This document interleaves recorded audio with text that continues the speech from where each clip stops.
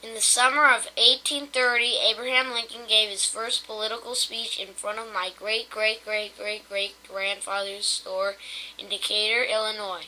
It was Renshaw's store, owned by James Renshaw, better known as Uncle Jimmy in those days. 33 years later, in 1863, President Lincoln gave one of this nation's most important speeches, and I would like to remind the world of it now. fourscore and 7 years ago, our fathers brought forth on this continent a new nation, conceived in liberty and dedicated to the proposition that all men are created equal. Now we are engaged on a great civil war, testing whether that nation or any nation so conceived and so dedicated can long endure. We are met on a great battlefield of that war. We have come to dedicate a portion of that field as a final resting place for those who here gave their lives that that nation might live. It is altogether fitting and proper that we should do this.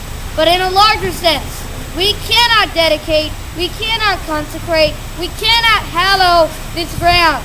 The brave men, living and dead, who struggled here, have consecrated far above our poor power to add or detract.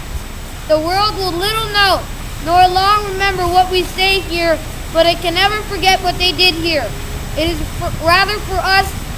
for us, the living, rather, to be dedicated here to the unfinished work which they who fought here have thus far so nobly advanced.